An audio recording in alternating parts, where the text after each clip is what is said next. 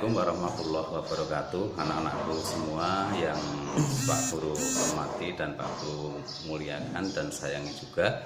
Pada kesempatan yang berbahagia ini, marilah kita tidak lupa selalu memanjatkan puji syukur dari Allah atas limpahan rahmat, hidayah, taufik dan inayahnya kepada kita, sehingga pada pagi ini kita bisa melaksanakan materi MPLS tentang keagamaan. Anak-anakku yang Pak Guru banggakan dan Pak Guru cintai, pada materi MPLS keagamaan ini Pak Guru akan mengetengahkan dengan judul bahwa Islam itu terdiri dari 5 pondasi. Seperti hadis Rasulullah, a'udzubillahi minasyaitonirrajim, bismillahirrahmanirrahim. Bunyal Islamu ala khamsin, syahadatu alla ilaha illallah wa asyhadu anna Muhammadan Rasulullah, iqamis shalah wa ita'iz zakah wa hijjul baiti man istata'a wa siyamu Ramadan. Anak-anak yang berbahagia yang Pak Guru cintai dan Pak Guru muliakan, dari hadis tersebut memberikan gambaran kepada kita semua bahwa Islam ini terdiri dari 5 hal atau yang dikenal dengan nama rukun Islam. Rukun Islam yang pertama adalah syahadat. Kita mengaku Islam, itu kita harus bersaksi bahwa tidak ada Tuhan selain Allah dan bersaksi bahwa Muhammad Rasulullah. Kemudian setelah kita bersyahadat, kita harus melaksanakan sholat 5 waktu, itu minimal. Kemudian setelah itu kita membayar zakat, kemudian kita melaksanakan ibadah haji bagi yang mampu melaksanakan perjalanan ke Baitullah. Dan yang kelima adalah melaksanakan siang atau puasa Ramadan pada bulan Ramadan. Yang ini insya Allah apabila kelima pondasi ini sudah kita laksanakan, kita termasuk orang Islam. Anak-anakku yang berbahagia, yang dimuliakan Allah dan juga yang Pak Guru cintai. Kemudian di samping 5 pondasi Islam itu, kita juga harus mengenal yang namanya rukun iman. Sebagaimana yang telah disabdakan oleh Nabi bahwa yang namanya rukun iman itu ada 6. Yang pertama adalah iman kepada Allah, kedua iman kepada malaikat, ketiga iman kepada kitab, 4 iman kepada hari akhir, 5 iman kepada takdir, dan yang terakhir iman kepada barang-barang gaib.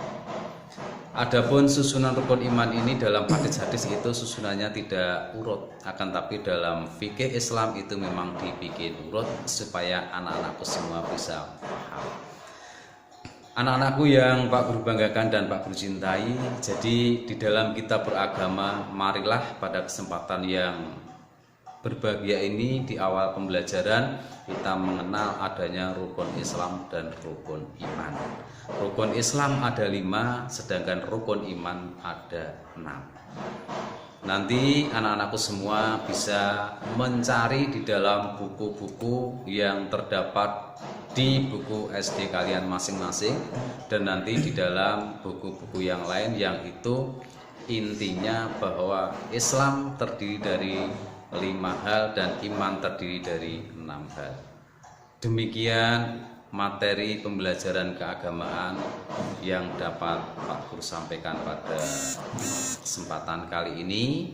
Tolong nanti setelah ini kalian bisa menuliskan dalam buku tulis kalian tentang rukun Islam dan rukun iman. Kalian tuliskan secara urut sesuai dengan materi pelajaran yang telah kalian terima di sekolah dasar masing-masing, baik itu di SD maupun di MI. Mungkin hanya itu yang dapat Pak Guru sampaikan pada kesempatan kali ini untuk mengawali kegiatan pembelajaran pada tahun 2020-2021. Mungkin dari Pak Guru sekian.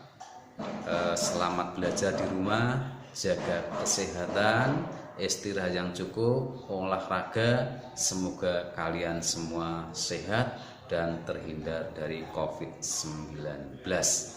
Billahi taufiq wal hidayah. Assalamualaikum warahmatullahi wabarakatuh.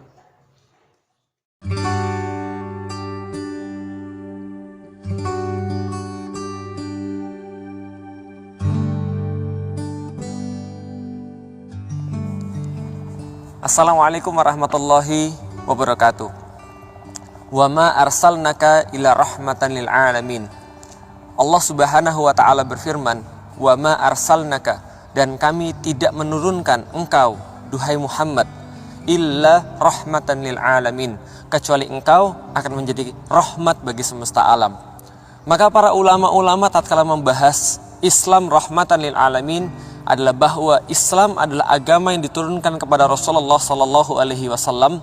Kemudian Rasulullah Muhammad ini menerapkan syariat-syariatnya ke tengah-tengah manusia. Maka tatkala Rasulullah diturunkan bersama dengan Islam, menerapkan syariat kepada seluruh manusia, maka tatkala itulah terwujud Islam rahmatan lil alamin. Islam yang memberikan kasih sayang, Islam yang memberikan kebaikan pada seluruh makhluk hidup ataupun selain makhluk hidup. Seluruh yang ada di dalam semesta ini mendapatkan kebaikan daripada Islam yang diterapkan oleh Rasulullah Sallallahu Alaihi Wasallam. Karena itulah Rasulullah Sallallahu Alaihi Wasallam senantiasa berjibaku bagaimana agar firman-firman yang telah diturunkan oleh Allah Subhanahu Wa Taala, solusi-solusi kehidupan yang telah diturunkan oleh Allah Subhanahu Wa Taala dapat dirasakan oleh manusia. Karena tatkala manusia menerapkan Islam, tatkala itulah dia mendapatkan kebahagiaan. Dan dia tidak hanya memberikan kebahagiaan pada dirinya sendiri, tapi dia memberikan kebahagiaan pada orang lain, bahkan pada tumbuhan dan hewan-hewan. Karena itulah Islam rahmatan lil alamin adalah hasil daripada penerapan syariah dalam bentuk yang kafah. Dan ini pernah terjadi di zaman ketika khilafah masih diterapkan. Karena khilafah lah yang akan menjamin syariah diterapkan secara total. Tidak ada satupun sistem yang bisa menjamin syariah diterapkan secara total kecuali sistem itu adalah sistem khilafah. Dan itu pernah terjadi di masa Rasulullah. Syariat ini diterapkan kemudian dilanjutkan oleh para khulafaur rasyidin, kemudian oleh para khalifah di zaman kekhilafan Umayyah, para khalifah di zaman kekhilafan Abbasiyah, dan juga para khalifah di zaman kekhilafan Utsmaniyah. Tugas kita sekarang agar kita bisa mengembalikan Islam itu menjadi rahmat bagi seluruh alam. Tidak seperti sekarang yang mungkin Islam ditakuti, Islam mungkin dianggap jelek. Tugas kita adalah mengembalikan Islam rahmatan lil alamin. Mudah-mudahan kita semua menjadi orang-orang yang berkontribusi dalam perjuangan penegakan syariat Islam. Saya Felix Xiao. Assalamualaikum warahmatullahi wabarakatuh.